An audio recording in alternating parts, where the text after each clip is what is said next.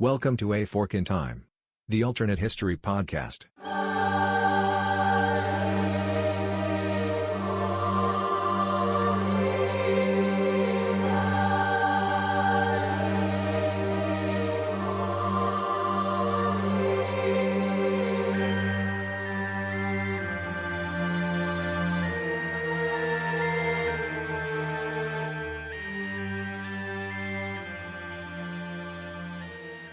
Welcome back once again to A Fork in Time, the alternate history podcast. We're not going to talk about what-if machines today. We leave too many episodes off that way. You know we have one.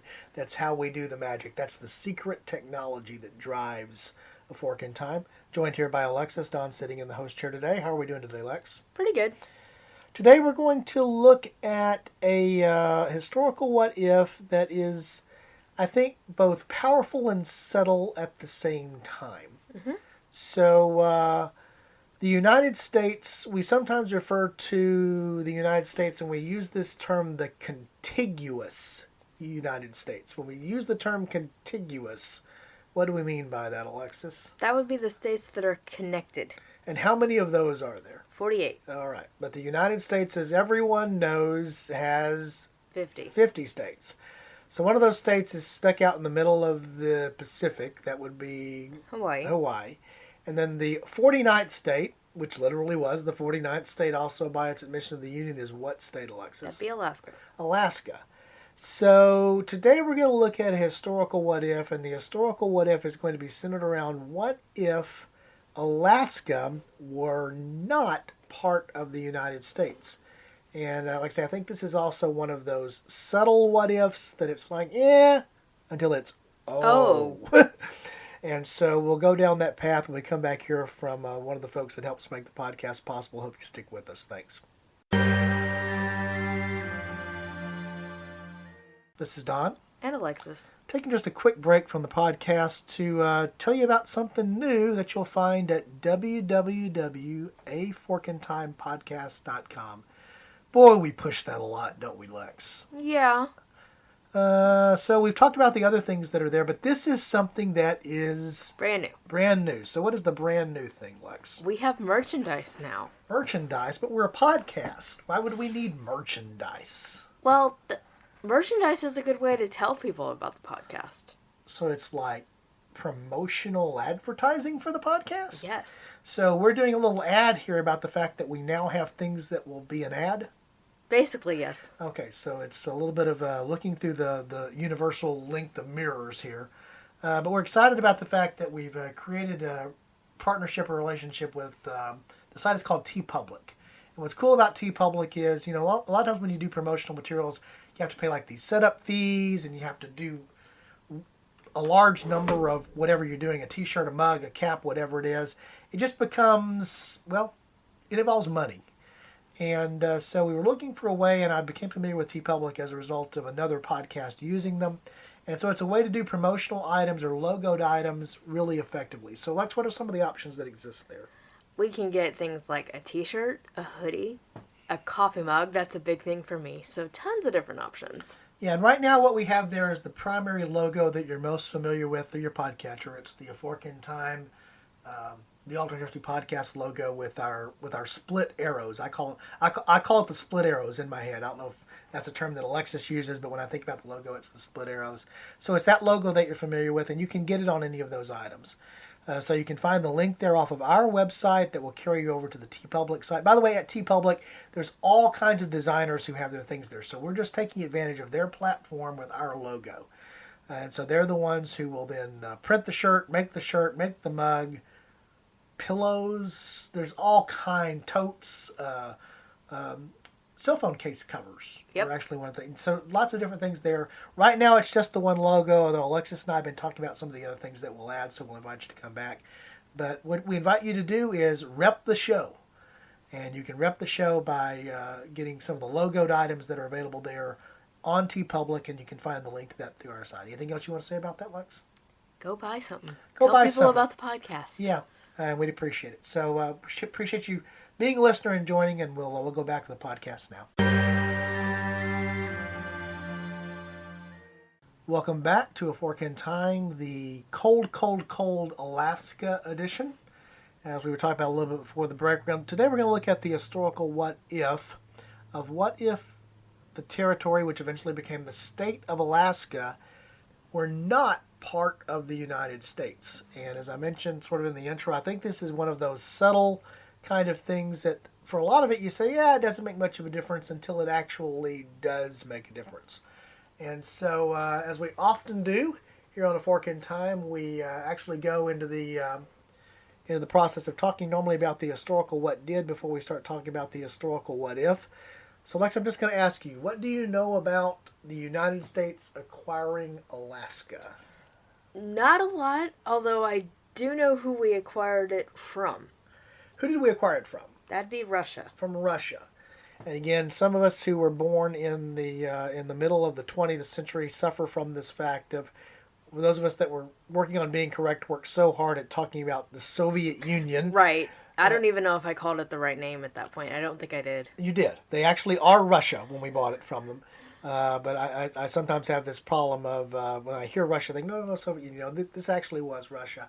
And it's interesting because the when you think about how much territory the United States came into possession of, in fact, it's an interesting exercise to look at for any nation, how the territory that comprises them comes to be. So the United States is not unique in that respect. But the United States comes as a result of a number of different things, but two of the largest components of how the United States grew were not because it was conquered, was not because it was part of the original revolution and thus territory that came into being. It comes as a result of doing what? Purchasing it. Yeah, you can do this thing with land called buying it. Yeah. And while we typically think of maybe that being something that individuals do, it's not uncommon throughout history for there to be this situation where nations have sold or ceded territory in exchange for financial gain. And so the two big, large parts of the United States that came into being this way, of course, the Louisiana Purchase in 1803, which doubled the size of the United States at the time. That was the U.S. buying that territory from France, who, see concepts from other episodes. France needed money to fight a war, had land, needed money, willing to sell land for very cheap for money. Yeah, especially per acre or per unit. But then the other purchase that, from the size of territory, is equally as impressive as the U.S. purchase of the territory that had been occupied by Russia. In I guess they began to really first starting settling there in the 17th century, but it's the territory that we know today as Alaska. It was actually purchased by the United States from Russia. The effort was led by then the Secretary of State, who was William Seward, who is well known. In fact, it's sort of interesting because the term that was described for Alaska for so much time was what? This. What is that? Seward's Folly. Seward's Folly. Why in the world would we want to go and buy this large chunk of ice / wilderness in the extreme northwestern point of the continent when at that time, still to a great degree, while the United States had expanded or its territories had expanded further west, California was already a state by this time, for example. The United States was still very much an eastern North American nation in terms of its population and its distribution.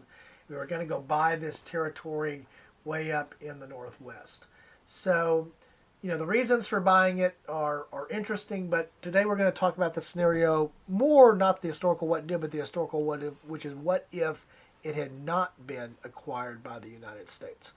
But as always, we sort of have to go down the what did path. So when I say Alaska, Lex, and thinking about it from a United States perspective, what do you think of as being the biggest benefits of the United States having Alaska?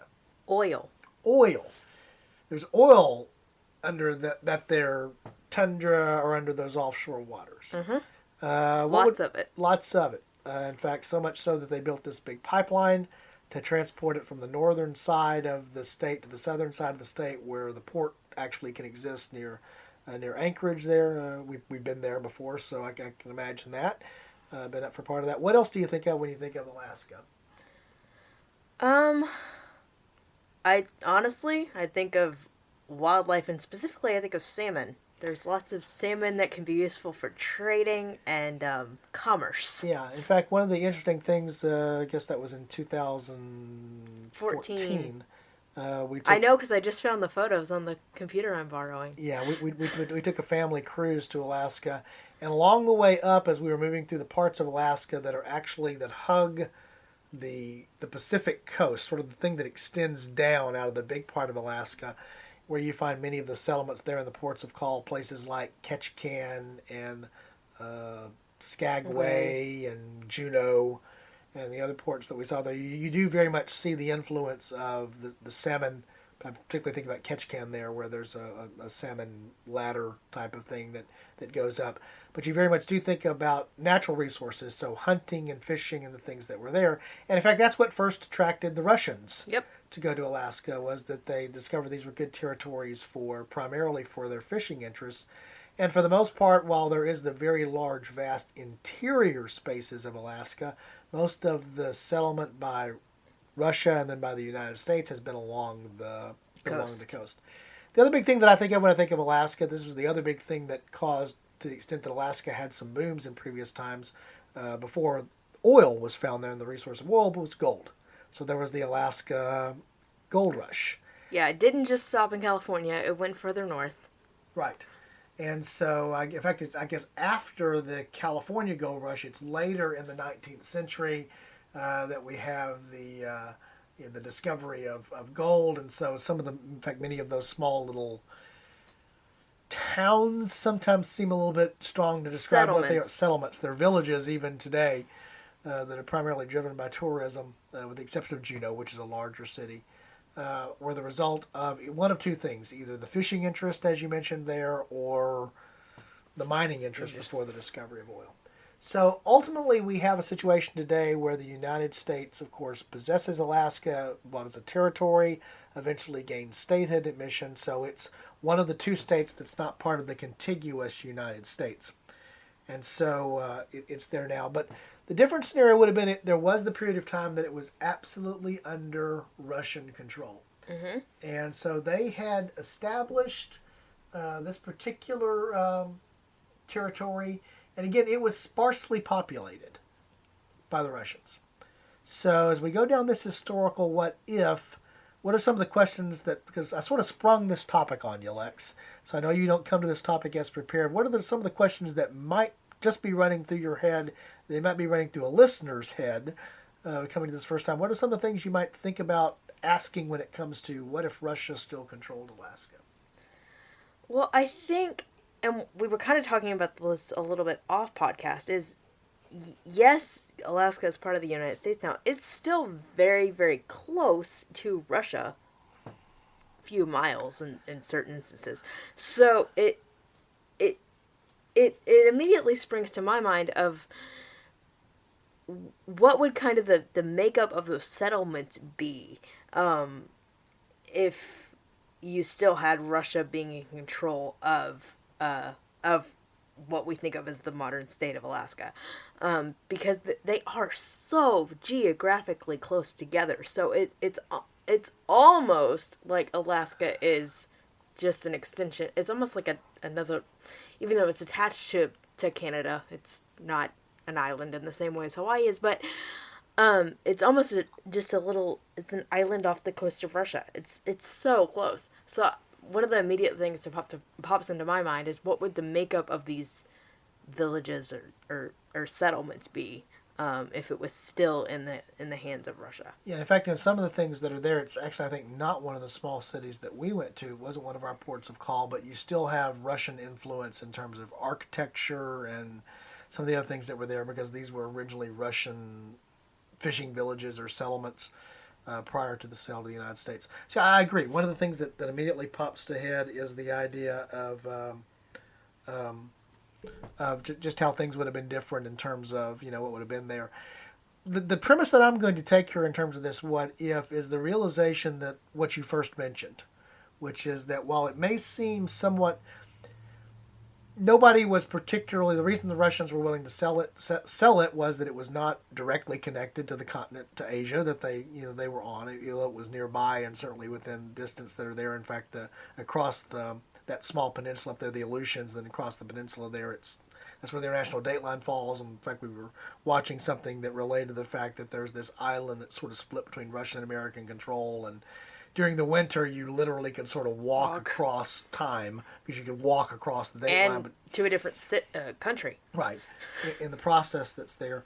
But the realization is that while it may not have seemed like a big thing in the middle of the 19th century when the sale takes place, and even moving forward, okay, yeah, there is the gold rush, and maybe that would have, changed.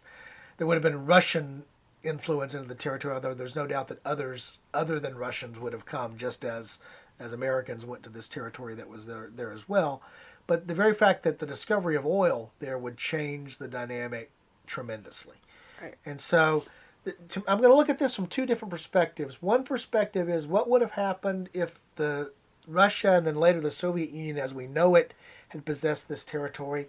So now imagine, under that scenario, the first scenario that we'll look at, imagine a Cold War where the divisions between the United States and the Soviet Union are, not just across some of the water that separates the very easternmost tips of Asia from the area that's Alaska today, but imagine that there was actually Soviet territory on the North American continent.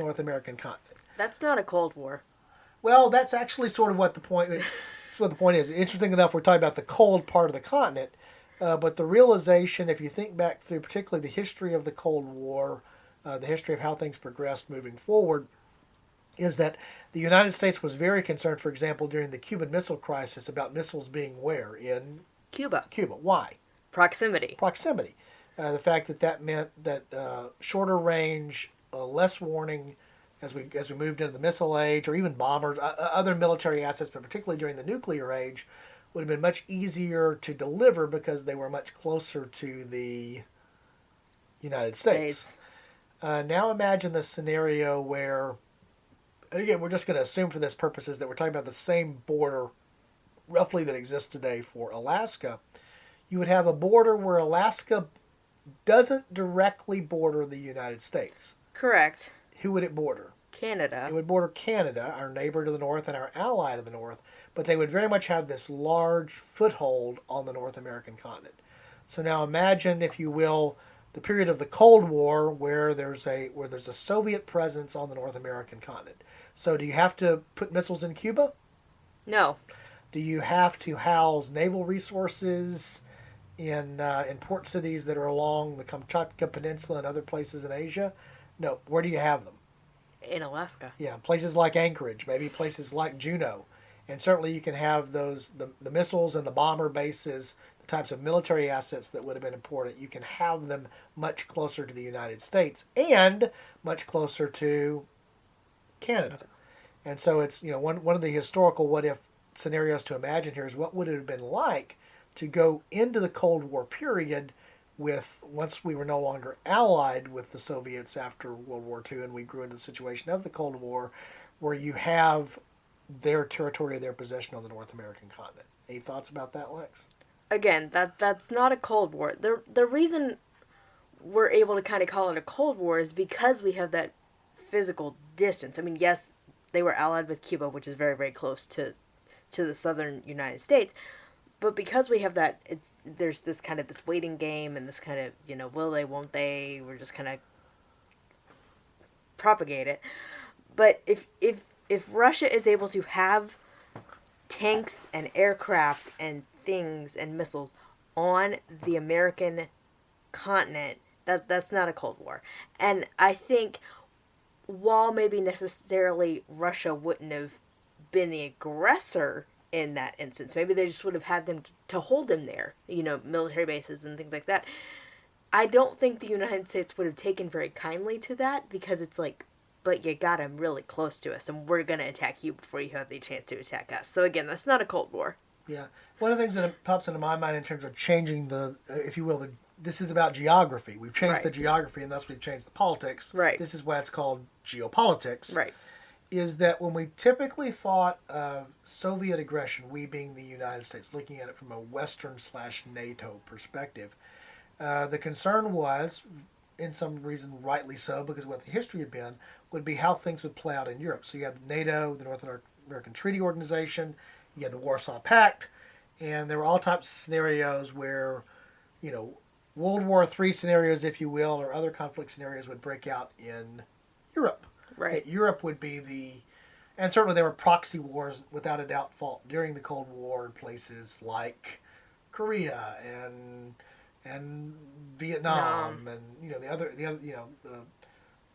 the 80s we're talking about here now Nicaragua and El Salvador and of course situations with Cuba.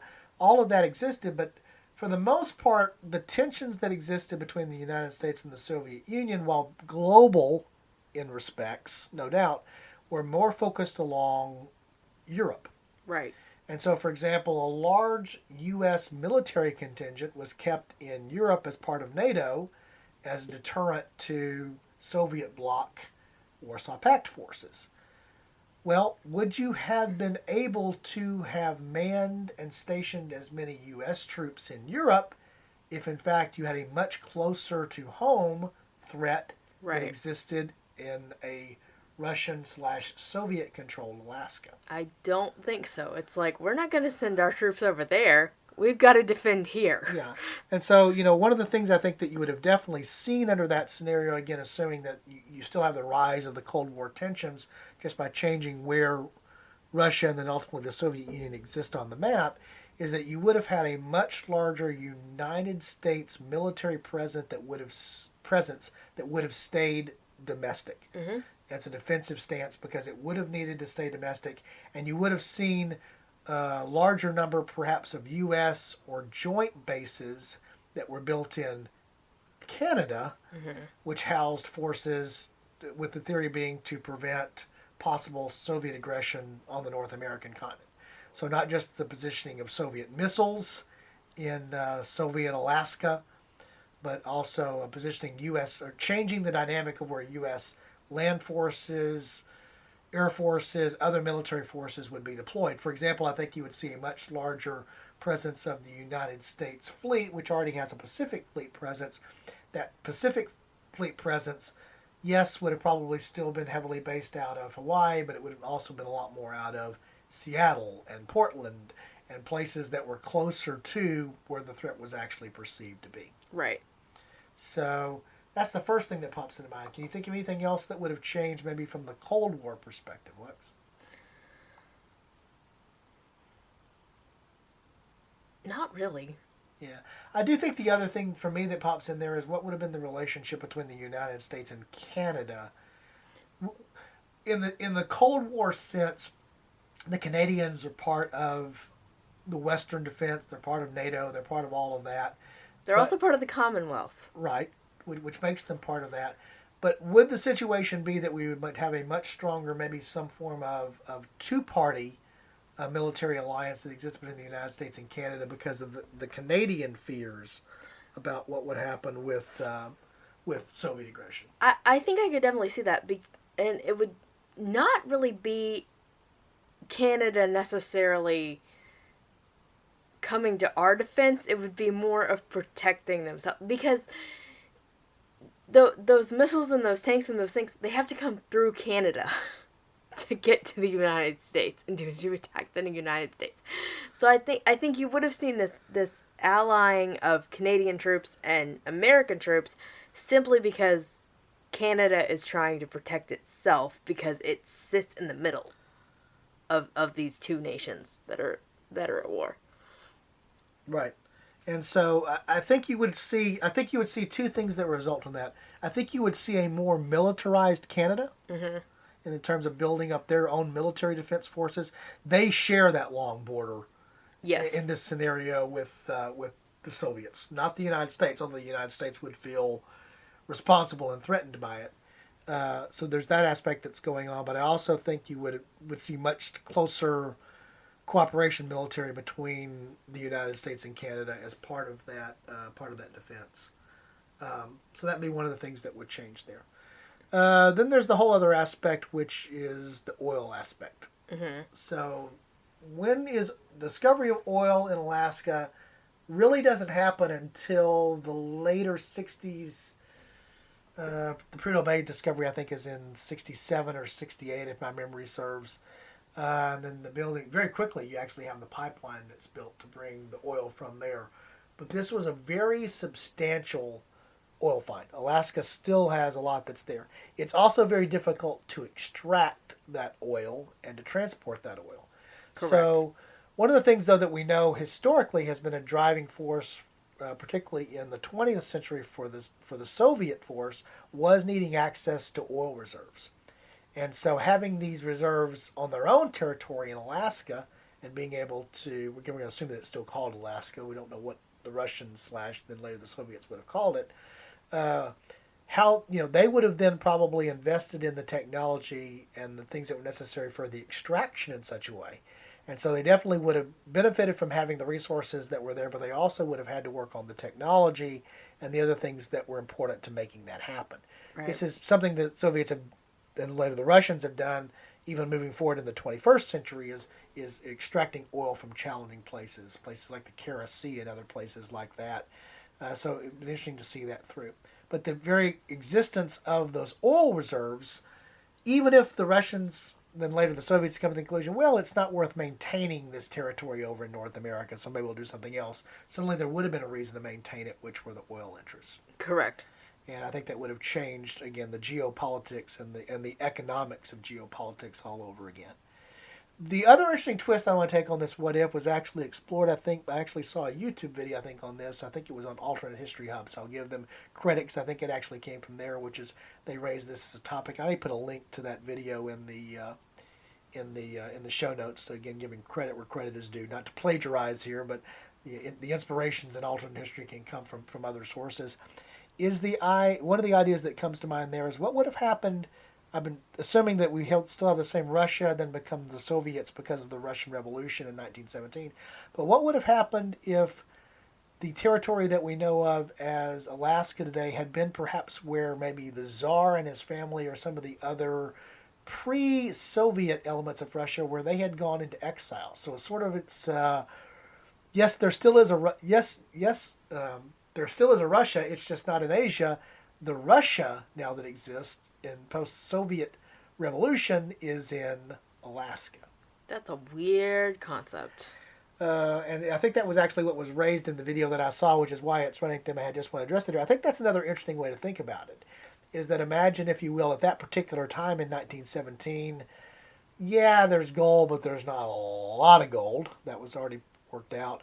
And this is pre the discovery of oil, so yeah, you know what? You can go and have that territory over there in North America if you'll just go away quietly, Nicholas and family. So I know I just sprung that on you, Lex, but what sort of runs through your head on that? That is very, very interesting. And the first thing, honestly, that popped in my head when you were talking is Alaska is very big, but it's, as we've talked about, it's not very habitable, particularly in the interior. Mainly you're living on the outskirts. The problem is Russia is very, very, very, very, very big. It's so big that I tend to think of it as a European country. Technically, it's a European and an Asian country because it's so big. So if you have the Russian imperial family kind of put in exile in Alaska, like, go live there. There's not really anything happening over there. You can have it. It's fine. But then, again, the benefit of hindsight of then you have the Russian royal family discovering oil. Are they able to, with the oil and with the discovery of that oil and with the money that comes from that discovery of that oil, are they able to engender a counter-revolution and take back I got so excited I hit the microphone. Take back their throne in mainland Russia because they have the capital to fund that with the discovery of oil in Alaska. Yeah, one of the big questions that plays into that, and I think it's an interesting question to ask, is when is the recognition that there's oil in Alaska? Because again, it's not, and again, because it's under American control, and there's plenty of other oil resources in the United States, and then also they can be imported from other parts of the world. So there's not as much of a need or a desire to, that's what I'm looking for here. The oil that's there in Alaska is expensive to extract. In fact, it's only because of concerns about dwindling supplies globally that you even have the discoveries of it, and then the efforts that are made to extract it. Then, for example, building a pipeline. Once you've extracted it, now you have to transport it, and the difficulties that are associated with that. So I think the answer to your question really depends on when is there the realization that there is oil, and when does it actually become possible to exploit that. And I think that's not easily answered. Either one of those parts of the question are not easily answered. I don't think it's likely that there's the realization that there's the large reserves of oil because the technology involved in understanding that until before when it happened. So it probably is still not until the 60s and 70s. But so under this scenario, again, it's playing that what if, and again, I think I borrowed this from Alternate History Hub, so I will give full credit there.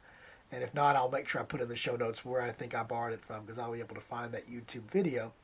Is imagine the scenario where, the Russian royal family goes over there. It's sort of this quaint little thing that the Russian royal family lives in this ice box that is the frozen north with their little, whatever they would call it, Russian America. Maybe they call it Russia because it's whatever it's called. Nicholas Land, I don't know, Tsarland, whatever it's called. So imagine that they just live this sleepy existence from the late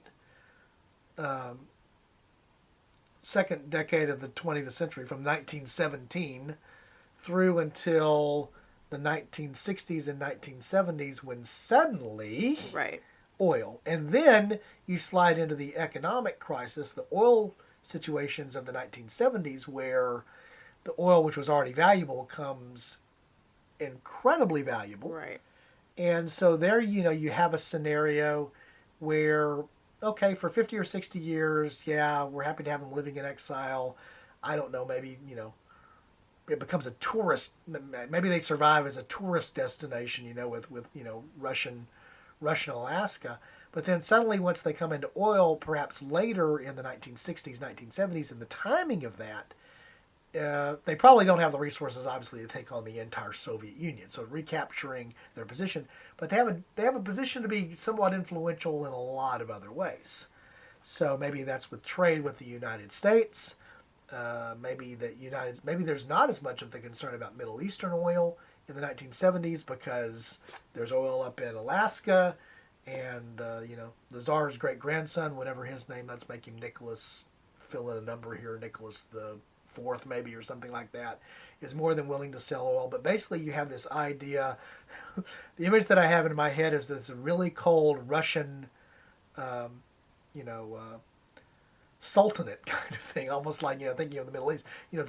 This territory that becomes very oil rich very quickly, and how that changes the politics. And the other thing that keeps popping in my head, we've talked about it before, multiple times, is yes, the Russian royal family is kind of isolated, but they're also related by blood to several other European royal families, the most prevalent of those being the British royal family. So while they might not necessarily have had the means or the resources to mine that oil, if we get to the 1960s, 70s, the bloodline has not been taken out. They've probably been able to marry and further the bloodline, because we do have that. Ousted aristocratic families are still, marrying and having children, even though they might not necessarily have a throne or power to sit on. So if they can kind of wait it out from, 1917 to the 1960s to 1970s. Now we have a new generation of Russian royalty that is still related to these other countries in Europe. Now we're finding this oil. Is it Britain that comes over and says, well, we'll help you mine that oil. We have, the money and the capital behind it to extract that oil, or we can develop the technology to extract that oil. So that's another interesting concept to me, of if they can just kind of wait it out for these 50, 60 years, then they can potentially become a major player.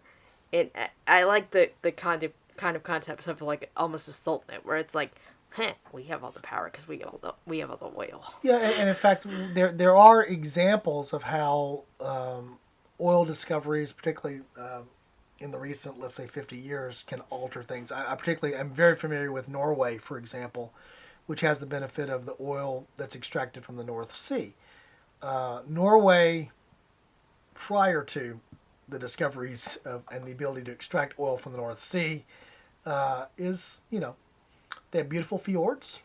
They have a fishing economy. There's lots of things that are positive about Norway, that that are notable there. But it changes their position on the economic world stage once they have oil resources. I mean, for example, Norway has one of the largest national sovereign funds because of the money that flows from the North Sea oil. That changes the politics, the standard of living in the country. Again, I happen to know it very well because I'm connected to my organization. The organization I work for is connected to being based in that country, so I know Norwegians. I can call some Norwegians friends. Is that I know that population of 5 million Norwegians, the whole population of the whole country, about the size of the population of the city of Houston, for example, that oil revenue spread across that number of citizens makes for a pretty nice way of life in terms of Right. what they're able to afford and the lifestyle they're able to have. The reason I draw that as an example is think about how sparsely populated Alaska is, and think about today, even the fact that there's revenue that's paid out to Alaska residents every year from the oil reserves, and how that's a fairly per capita, that's a fairly substantial portion of money. Now, my assumption would be in this, czar-controlled Alaska, Russia, is that you would have more citizens than we have in Alaska today because there would have been folks who moved there, immigrated there over a period of time. But it's probably not an extremely large population because the territory just doesn't support. It can't support it, yeah. Right. And so suddenly having this influx of capital, money in the form of oil, changes their situation quite dramatically. And as a result of that, again, the per capita benefit, maybe it's, maybe they are more like, maybe they're the Western Hemisphere equivalent of a Norway or some of the other oil finds that happen particularly there.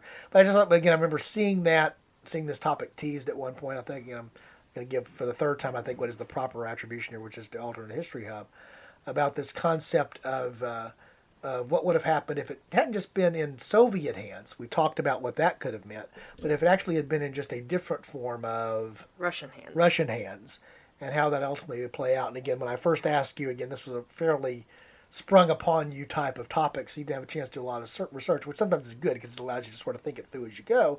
Is that the first thing you thought about when I talked about Alaskan natural resources was oil, because it's probably the most valuable, other than just the sheer natural beauty of the territory. It's probably the number one economic resource that exists today. Mm-hmm.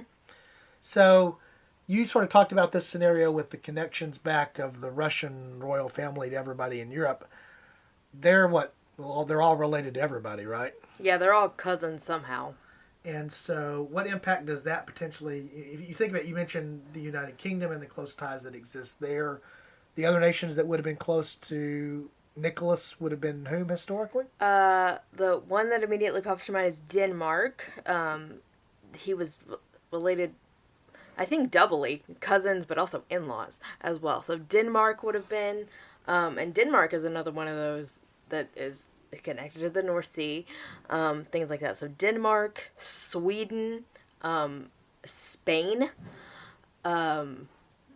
It's all because of Queen Victoria.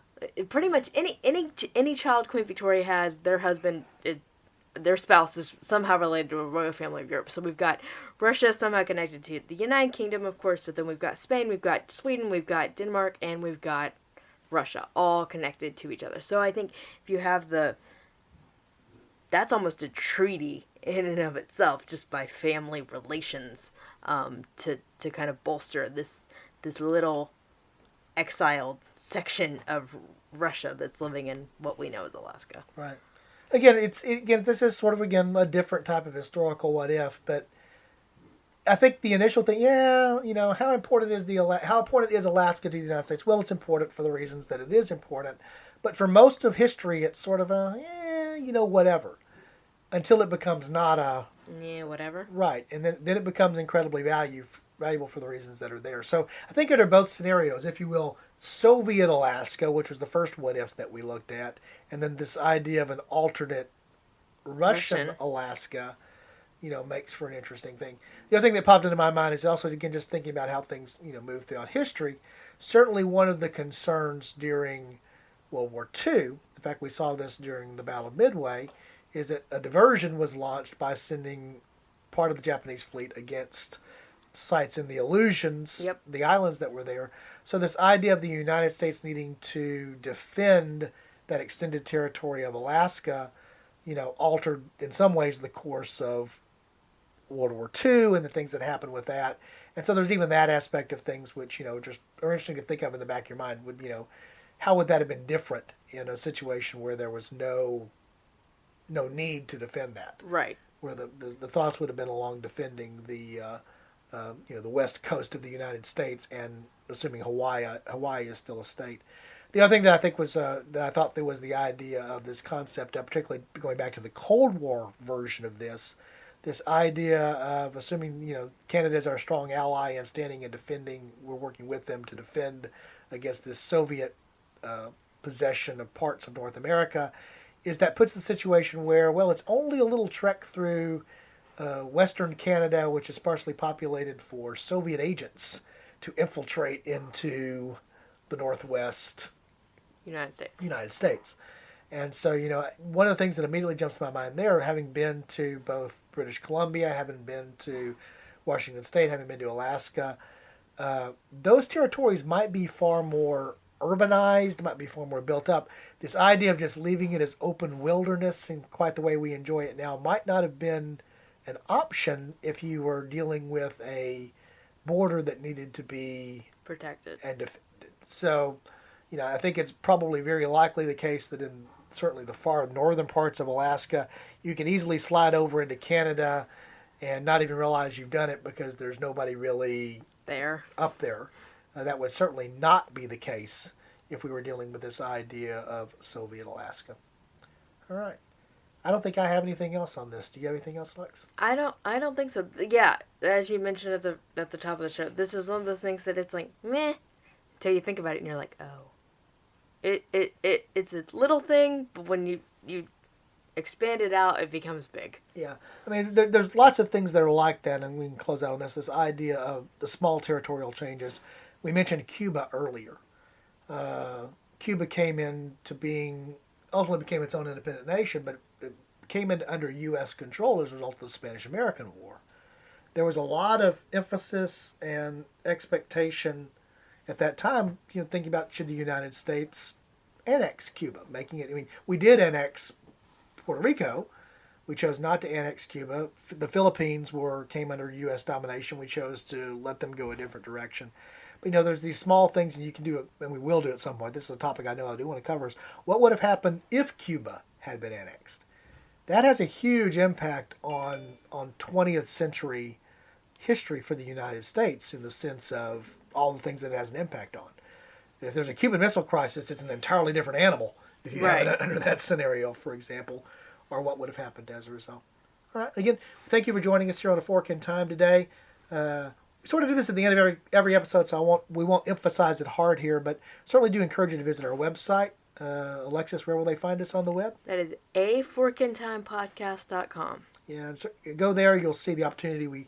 We suggest that you go there for the ability to give us feedback, topical suggestions, access to our links for social media, the back catalog of podcasts, ways that you can support the show both financially and through non-financial means that are there. And as we've mentioned on a couple of episodes here, we now have merchandise that's there. So if you're interested in getting something that bears the A Fork in Time logo, we've set up a relationship that allows you to do that, and so you'll find that on the web. So that's just where you can go and find out more about the show. If you're a new listener, we encourage you to do that. We actually did hit something of a notable mark over the latter part of 2020. The metric that is used by our podcasting host to estimate our listeners. We hit a milestone. What was that milestone, Lex? 400. We hit 400. Now, we know that we probably have more people that listen on and off than that, but that metric has been pretty reliable because it's a predictor of how many downloads we'll get on an episode over its first 90 days. So we had been climbing towards that after having a little bit of a flattened out period during. I hold that to being the pandemic. People focused on a lot of other things, but it's nice to see that go up. And while that may not seem like a large number, the fact that we know that when we're talking here, there's probably 400 or so of you out there that are listening helps us make when we're focusing on having a conversation, thinking about you when we're doing it. So we just want to say thank you if you're among that 400, or if you're what's making that 401 or 402 or climbing on up from there. We certainly recognize and appreciate that. Anything you want to say before we close, Lex? I think you covered it. All right, good deal. So once again, as we always do on A Fork in Time, we encourage you that if you encounter that fork as you're heading down the road of time, we encourage you to take it. Thanks.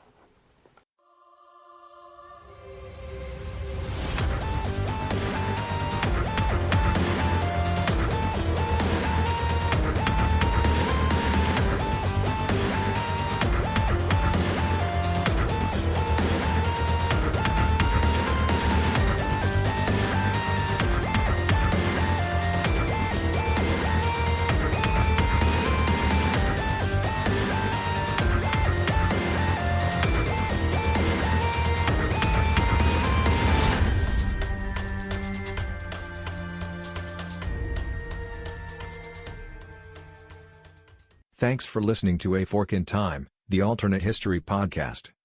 Learn more about the podcast at www.aforkintimepodcast.com. Join us next time.